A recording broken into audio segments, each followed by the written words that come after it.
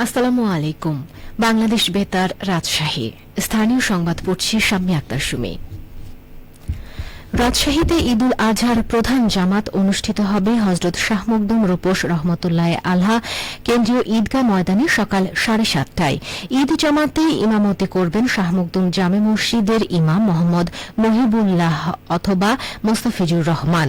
আবহাওয়া প্রতিকূল হলে কেন্দ্রীয় ঈদগাহের পরিবর্তে শাহ মখদুম দরগাহ প্রাঙ্গণে অবস্থিত মসজিদে ঈদের প্রধান জামাত অনুষ্ঠিত হবে। ভূমিমন্ত্রী মিজানুর রহমান মিনু, বিভাগীয় কমিশনার ড আ.ন.ম বজলুর রশিদ ও জেলা প্রশাসক কাজী শহীদুল ইসলাম, বিভিন্ন রাজনৈতিক দলের নেতৃবৃন্দ সহ স্থানীয় গণ্যমান্য ব্যক্তিবর্গ ও ধর্মপ্রাণ মুসল্লিবৃন্দ এই জামাতে অংশ নেবেন। জেলা প্রশাসনের সাথে স্থানীয় ইসলামিক ফাউন্ডেশনের প্রতিনিধিবৃন্দ সহ বিভিন্ন মসজিদের প্রতিনিধিদের সমন্বয়ে অনুষ্ঠিত মতবিনিময় সভায় এ সিদ্ধান্ত নেওয়া হয়। সিরাজগঞ্জে আসছেন সড়ক পরিবহন ও সেতু, রেলপথ এবং নৌপরিবহন মন্ত্রী শেখ রবিউল আলম। আজ বিকেলে সরকারি সফরে সিরাজগঞ্জের উল্লাপাড়া উপজেলার পাঁচলিয়াতে পৌঁছাবেন তিনি। মন্ত্রীর একান্ত সচিব হাবিবুল হাসান রুমি স্বাক্ষরিত সফরসূচি সূত্রে জানা যায়, গাজীপুরের কালিয়াকৈরে নির্ধারিত কর্মসূচি শেষে আজ বিকেলে যমুনা সেতু পশ্চিম সংযোগ মহাসড়কের সিরাজগঞ্জের উল্লাপাড়া উপজেলার পাঁচলিয়াতে পৌঁছাবেন মন্ত্রী। এ সময় তিনি এলেঙ্গা, নলকা, হাটিকুমরুল জাতীয় মহাসড়কে চলাচলরত দূরপাল্লার ট্রাক চালকদের বিশ্রামের জন্য পাঁচলিয়ায় নির্মিত বিশ্রামাগার পরিদর্শন করবেন।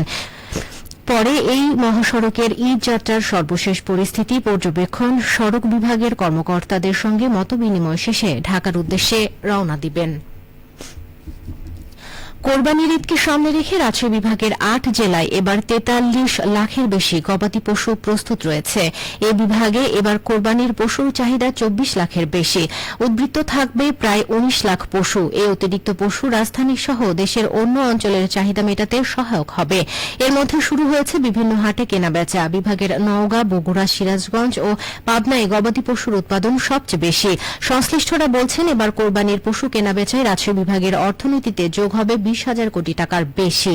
এর বাইরে রয়েছে চামড়া শিল্পের বিশাল বাজার। বিভাগীয় প্রাণী সম্পদ অধিদপ্তরের দেওয়া তথ্য মতে রাজশাহী বিভাগের ৮ জেলায় ২,২৪,৪৮৩টি ছোট ও বড় খামারে কোরবানিযোগ্য পশুর লালন পালন করা হয়েছে। বিভাগে মোট ৩০২টি হাটে এবার পশু কেনাবেচা করা হবে। রাজশাহী জেলা প্রাণী সম্পদ কর্মকর্তা ডাক্তার আতোয়ার রহমান জানান, এবার পাচার রোধে সীমান্তে কোনো পশুর হাট স্থাপন করা হবে না। সেই সঙ্গে ভারত থেকে গরু পাচার হয়ে আসা ঠেকাতে তৎপর থাকবে সীমান্তরক্ষী বাহিনী বিজিবি। নওগাঁয় গবাদি পশুর হাটগুলোতে কেনাবেচা নির্বিঘ্ন করতে জেলা প্রশাসনের উদ্যোগে নিরাপত্তা ব্যবস্থা জোরদার সহ নানা পদক্ষেপ নেওয়া হয়েছে। জেলা প্রশাসক মোহাম্মদ সাইফুল ইসলাম জানিয়েছেন, ক্রেতা বিক্রেতার স্বার্থে হাটের প্রবেশদ্বার ও দৃশ্যমান স্থানে টোল আদায়ের তালিকা টাঙানো হয়েছে, যাতে করে কেউ অতিরিক্ত টোল আদায় করতে না পারে। এছাড়া হাটগুলোতে পুলিশ, আনসার ও পর্যাপ্ত পশু চিকিৎসক দায়িত্ব পালন করছেন। জেলা প্রাণী সম্পদ দপ্তর জানিয়েছে, এবছর নওগাঁ জেলায় প্রায় ৮ লাখ কোরবানিযোগ্য গরু, ছাগল, ভেড়া ও অন্যান্য গবাদি পশু পালন করা হয়েছে, যা স্থানীয় চাহিদার ২ গুণ। হাটগুলোতে পশু কেনাবেচার মধ্য দিয়ে প্রায় ৪,০০০ কোটি টাকার লেনদেন হবে বলে আশা করা হচ্ছে।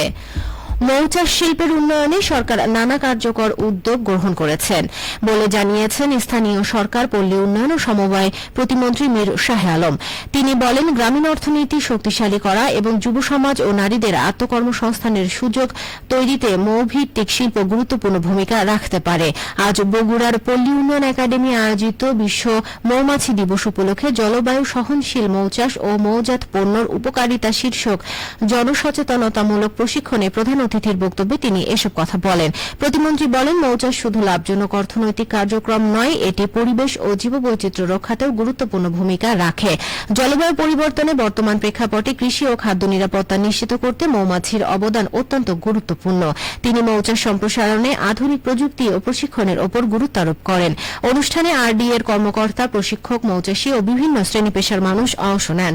পরে প্রতিমন্ত্রী আরডিএ প্রাঙ্গণে বৃক্ষরোপণ করেন। সবশেষে আবহাওয়া। আজ দুপুর ২টায় রাজশাহীতে তাপমাত্রা ছিল ৩৬.৭ ডিগ্রি সেলসিয়াস। এ সময় বাতাসে আপেক্ষিক আর্দ্রতার পরিমাণ ছিল ৬০%। রাজশাহী ও পার্শ্ববর্তী এলাকায় আজ সূর্যাস্ত সন্ধ্যে ৬টা ৪৬ মিনিটে। সংবাদ শেষ হল। আমাদের পরবর্তী সংবাদ বিকেল ৪টা ৫ মিনিটে।